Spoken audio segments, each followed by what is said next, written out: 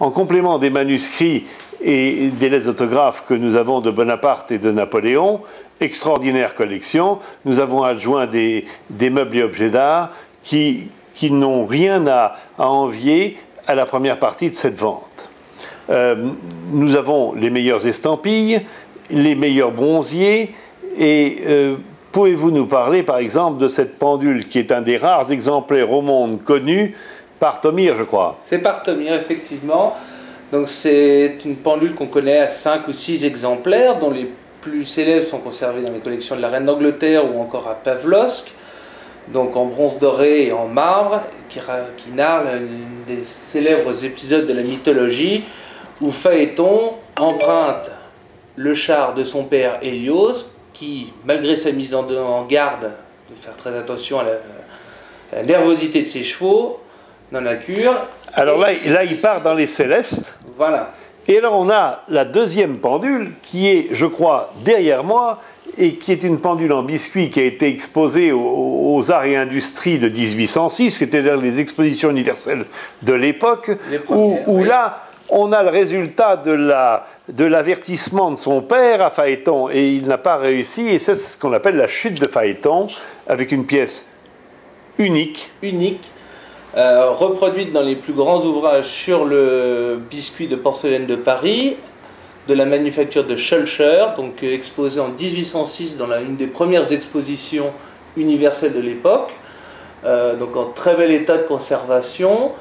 Donc là c'est la fin de la course de Phaéton. Il tombe, il a été foudroyé par Zeus avant de sinon il allait mettre le feu à la terre, et on le voit s'écraser dans les eaux du Pô, où on voit ce monstre marin. Et il y a le petit monstre marin en bas à droite, enfin petit, c'est une façon de parler, qui va englober Phaéton, voilà, et faire disparaître Phaéton pour ses imprudences, c'est cela? Tout à fait. Alors, maintenant Nathalie, on a aussi des meubles, on a les plus belles estampilles de l'Empire. Oui, on a de très belles estampilles, on a Molitor, on a les frères Jacob, Jacob des Maltaires, et nous avons un siège qui provient du salon de l'atelier de David, du peintre David, qui est estampillé Georges Jacob, avec qui il a travaillé pendant de nombreuses années.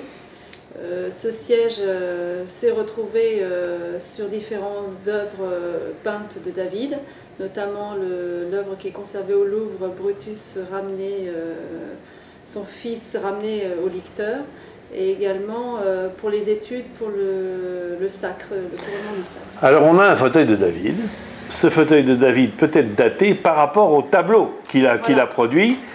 Et David avait l'habitude, au Louvre, de côtoyer Jacob, et ils ont travaillé ensemble. Il lui a commandé le modèle, pour un modèle dans l'esprit antique, et ce siège s'est retrouvé, donc ces tableaux, c'est cela, hein? Voilà, il s'est retrouvé sur le tableau qui date de 1899, et donc on sait que cette œuvre, ce meuble a été réalisé juste avant. Voilà, c'est une pièce évidemment... C'est unique, exceptionnelle. Et tout ce qu'on peut dire, magnifique, à vos enchères, si je puis dire. Alors, nous avons des pendules, nous avons des sièges, nous avons aussi des meubles de Molitor tout à fait remarquables, nous avons de l'orfèvrerie avec cette paire de soupières d'Henri Auguste, qui est un des meilleurs orfèvres de l'époque, voilà, n'est-ce pas? Signé et daté 1804. Voilà. On a aussi l'expansion de l'époque Empire qui va en Russie, n'est-ce pas, du Louis XVI et de l'époque Empire. Oui, avec cette garniture de cheminée en néphrite. En néphrite. Néphrite de l'Oural, avec une ciselure extraordinaire, qu'on pense...